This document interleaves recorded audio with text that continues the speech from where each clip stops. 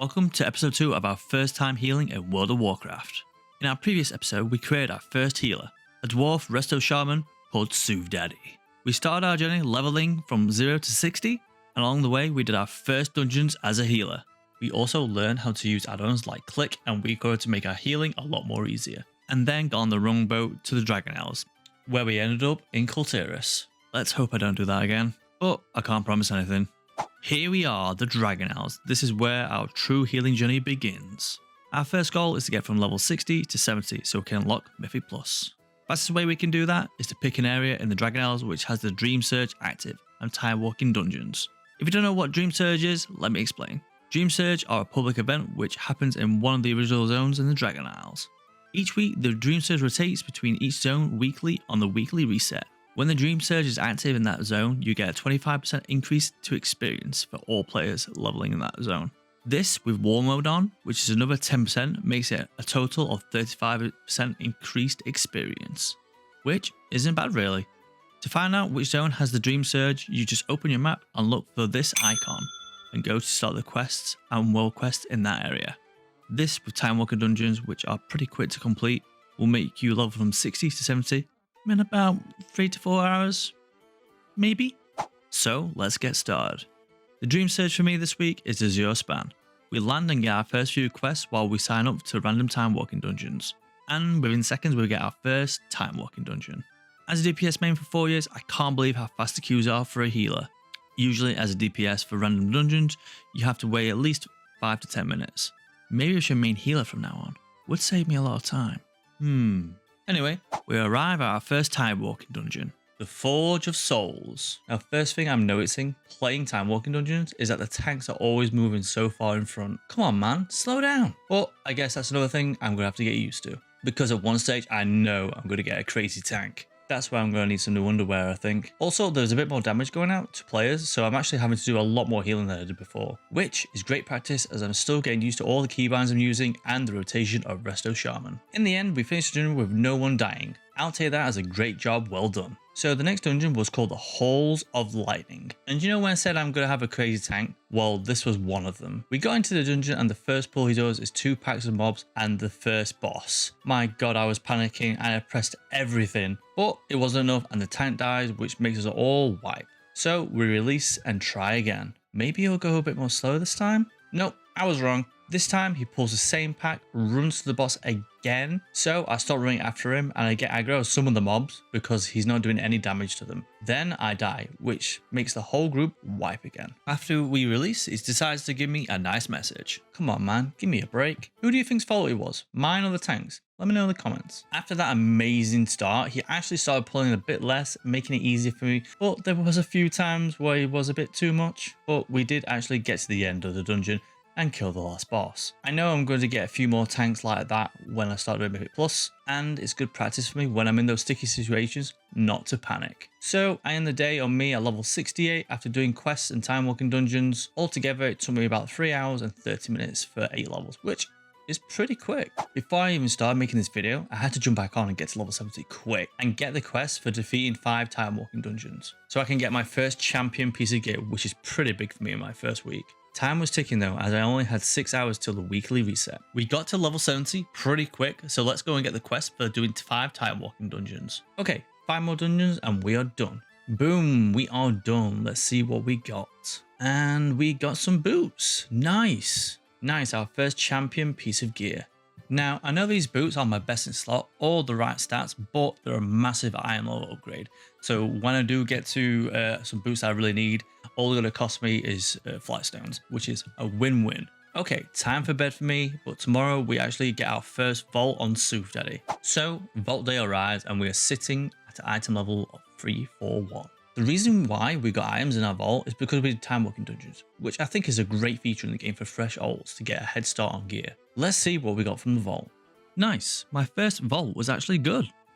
We had 3 items at item level 441, which are hands, a ring, and a chest piece.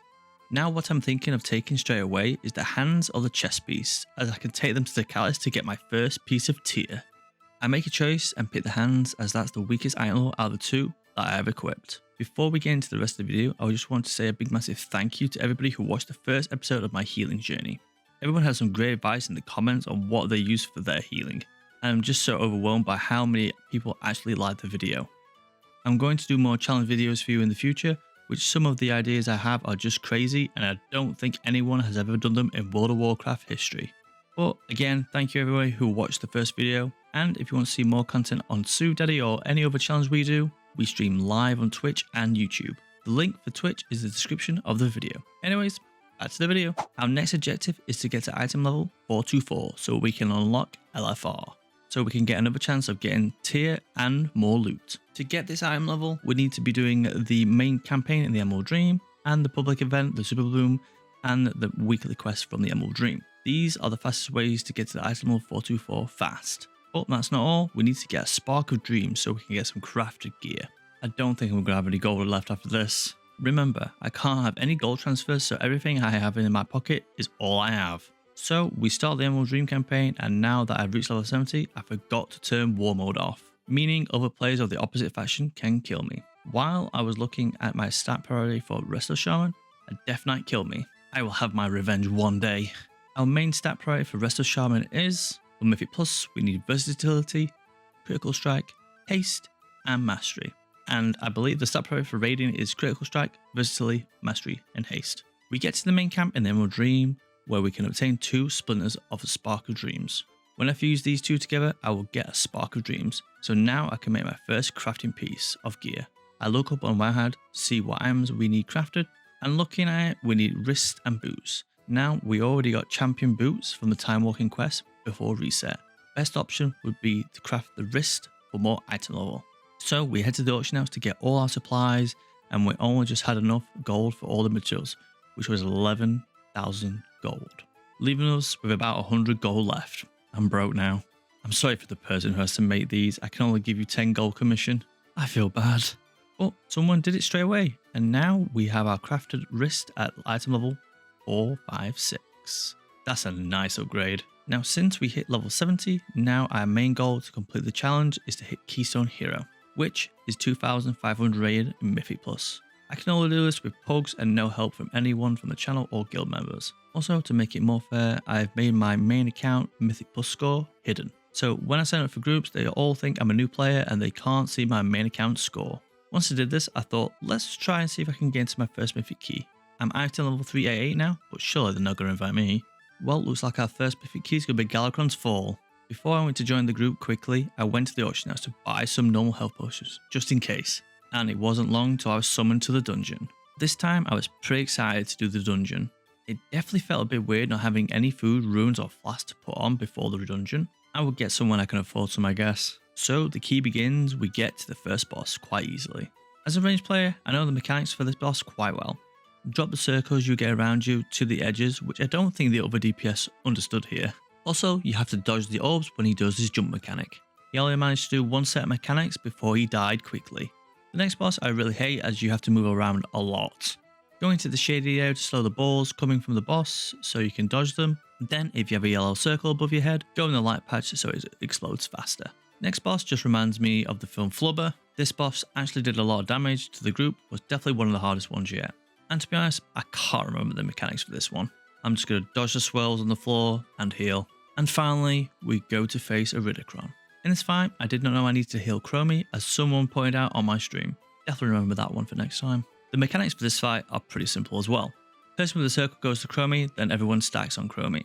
Dodge the earth things coming out of the ground, watch out for the frontal, and kill the ads. Once you've done enough damage to him, everyone stack and finish him off. And like that, we complete our first mythic key. I was really happy with my performance, and I can't wait to do more. Loot at the end was another splinter.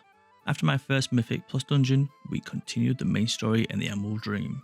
And it doesn't take as long after upgrading some gear, we finally reach item level 424. Time to sign up for the first raid experience as a healer. While we waited, we looked at our raid build and imported it from Wowhead, ready for raid. And just in the nick of time, LFR pops up. Now, I'm actually nervous, but I calmly tell myself it's just LFR. Do the mechanics, heal, and survive. Well, our first LFR boss is Smolderon. Now, I don't need to tell you the mechanics for the bosses in LFR, so I'm just going to quickly go to each boss and tell you what loot we got and how we did. For Smolderon, we did 60k healing, Not bad for my first try, I think. We rolled on some tier, but we lost and did not get any loot apart from another splinter and some crests. Next boss was Lardon, and I was terrible. I totally forgot that the trees needed healing and the shield needed healing too, so we could survive. But good thing it's LFR and the other healers in the group are actually helping out. We rolled on some loot again and we won nothing but splinters and crests again. Luckily, the same group wanted to do the first two bosses, which I missed, so we went and did Gunnar route. I did around 50k healing and we rolled, and you guessed it, we won nothing. Next is Agira. This time I did 40k healing. I swear my healing's getting worse, but I'm sure I will get better in time. As for loot, my best in slot ring drops. We roll a lovely 99, which I was very excited about. And we won our first item from raid. Our item level 441 ring with crit and verse. Now it's time to do some quacking. It's time to fight Council. I really enjoy this fight. It's definitely one of my favourite in Amirdrassil. What's your favourite fight in Amirdrassil? Let me know in the comments. So we kill Council and look what drops in the loot pool. Double pips. Please RNG gods, give me the best in slot trinket. And would you believe it, I rolled a 99. As you see in the video, I was very happy about this. But I think I was happy too soon as someone rolls 100, stealing it away from me. My heart absolutely melted at this point. But I have to move on and see if my luck changes. After the disaster of losing my pip trinket, it was time to move on to Nimue. God, there was so much damage going out in this fight. Was this really LFR? But we kill her in the end and roll for the loot again and win nothing. After killing Nimue, I totally forgot to change my hands, which I got from the vault, into tier from the catalyst. We make our way to the catalyst and change it to our first tier piece. The Resto Shaman tier set bonus is really good. Here's what it does. For 2 set, Tidal Reserver, Chain Heal, Healing Surge and Healing Wave mark their initial target with a Tidal Reserver, cause them to receive 15% of all Riptide healing you deal for 15 seconds. 4 set, Riptide healing is increased by 25%. With Riptide is active on the same target as Tidal Reserver, it heals over the time effect, has a 6% chance to create a new Riptide on a nearby ally. I just need one more piece of tier and I have a 2 set. Not bad for my first week. Now it's time to face the last 2 bosses. Taylor Swift, as I like to call Tindril, and Farak. Tindril goes down pretty easily and we actually win the staff, which is another nice upgrade. We rolled 95 on this one. Then we go to face Farak. Again, I did not do very well healing the raid, so I'm very determined to try and get better. As my mana is going down very quickly in these fights, I somehow have got to figure out how to manage it better. Farak goes down with everyone alive, which is a job well done. But look, we actually won 2 items this time. The weapon from Farak, which we rolled 97, and the Amirdrassil trinket, which we rolled 100. Now that's better RNG. I looked to see if the trinket was good for me, but it turns out it's a C tier for Resto Shaman. But I'm going to keep it anyways, as it replaces a very low item level trinket which we have equipped. After the raid, we are currently item level 442, which is massive. Now, that does mean I can do normal Amirdrassil, but I need to get better at healing in raid and managing my mana. The next time we came on SoothDaddy was 4 days after we successfully did LFR for the first time. This time, I want to dive into a few more Mythic Plus dungeons and maybe attempt normal Amirdrassil. So we look at what keys are available. I'm searching for keys between 3 and 5, just so I can get used to playing them as a healer. Because it's not just healing I need to do, but I need to know what needs dispelling also. We get accepted for a 4 Atal Dazar.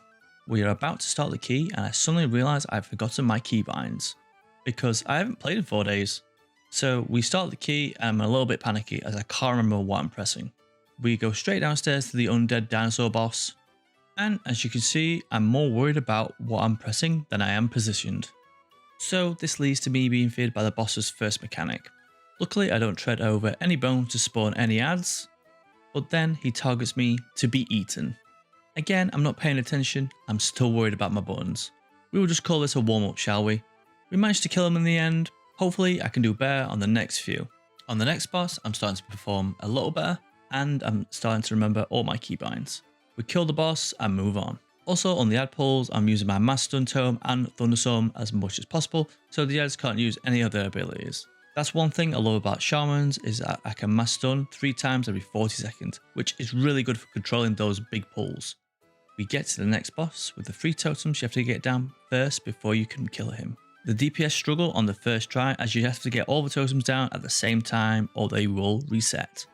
But the next time they actually manage to do it, we kill the totem boss or whatever you want to call him and move on to Yasma. Now this boss and Tyrannical is scary, but it's very simple. Tank has to kite Yasma around the room, which then leads the spiders to bunch up behind us so the spiders are more under control. But in this dungeon, the tank decides to just pull her in the middle, and it doesn't take long for us to get her down, and for loot we get, you guessed it, gold.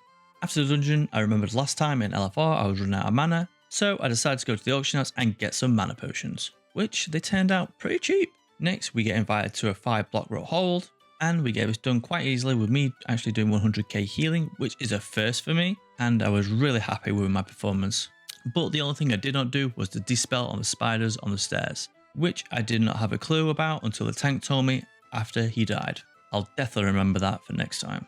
Next I did a 5 Everbloom, the tank did a big pull at the beginning which made me panic a little, but I made sure to use my 2 mass stuns to help out, and Riptide as much as possible with my cooldowns. I need to use my cooldowns a lot more as there are only 2 to 3 minutes before I can use them again. I was actually very scared of actually just using them because I didn't want to waste them. But really, I should just use them one at a time, even if it means overhealing a little. If that happens, I will just help do some damage. Again, this dungeon was very easily done as well. I definitely will be moving on to higher keys next to challenge my healing more.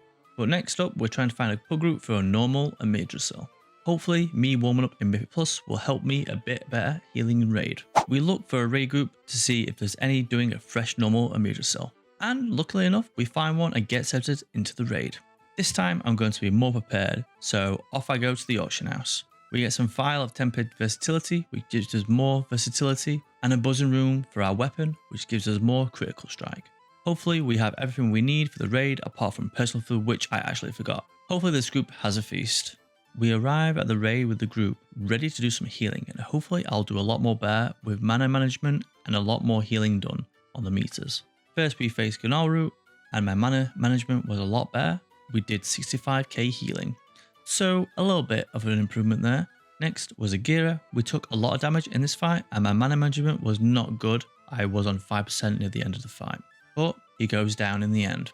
Next was Volcross, which I did not do in LFR. This boss requires a lot of movement, especially in higher difficulty like Heroic and Mythic.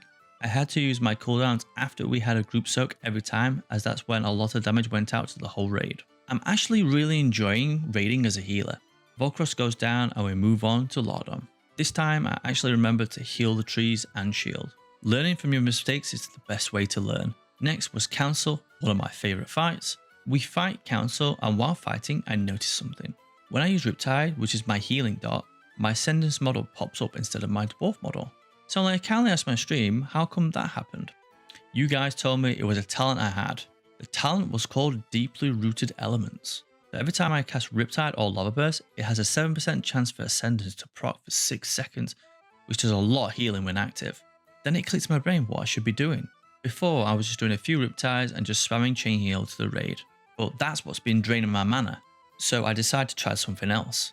I'm going to do more Riptides every time they pop up, as it gives me more of a chance for Ascendance to proc. Chain Heal and Healing Wave to players when I have no Riptide, and use cooldowns evenly throughout the fight so I don't just sit on them and wait for people to take massive damage before I use them. Also, this rotation works with our tier set bonus, as when we get to 4 set, our Riptide will do 25% more healing also. Okay, let's give it a go and see if it makes an improvement. The fight to test it was Nimue. I think we did a lot better. My mana management was 100% better. We had 62% mana left at the end of the fight, and all my healing was between 75 and 80k throughout the whole fight.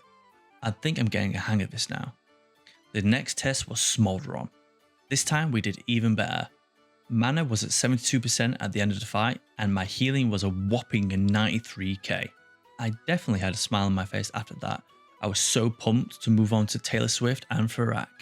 Tindril was another great fight. I was on top of the healing meters at 61k, and mana at the end of the fight was 90%. I have to say, my mana management now is so much better. Here we go, Farak. I know Farak does a lot of damage, so let's see how we do here. We fight Farak to the second phase and wipe. I think it was a case of people not killing the ads fast enough, and I did not know I had to dispel people, so it was my fault also. Anyways, now I know. This time I think we got him. Off the rip, I do about 95k healing, which I'm like, okay, he's doing a lot of damage here. After phase 1, it's time to not let the orbs get to him, so I place down a Spirit Link Tome because I know this part does a lot of damage. After the orbs, we need to kill some ads while healing some of the other ones. My job was to heal the ads and help them get to the heart of Amirdrassil. And here we go, the last phase. I did not take any of these seeds in the last phase, I let the group do it. Good thing I didn't, because I did get 2 lots of the fire tornadoes you have to drop off at the edge. And after that, we defeated Farak. With me doing 92k healing, my mana was at 52%, which is a massive improvement from when I did LFR. If you would like to see the full fight, I will post the whole normal Farak fight after this video for you guys to watch, and you can let me know how I did on my first time on normal. Well, we actually learned a lot today in Raid. I can't believe how much we have improved in just a small amount of time. From doing not a lot of healing in LFR and using all my mana all the time, to defeating the whole raid on normal with doing a lot more healing and 10 times better mana management. I think on that note, I will end the video on a high. If you've enjoyed the video, please leave a like, comment on how you think I did, and subscribe if you want to see our next video in the series. Thank you for watching my healing journey so far, I really appreciate it, but for now, I will see you in the next one.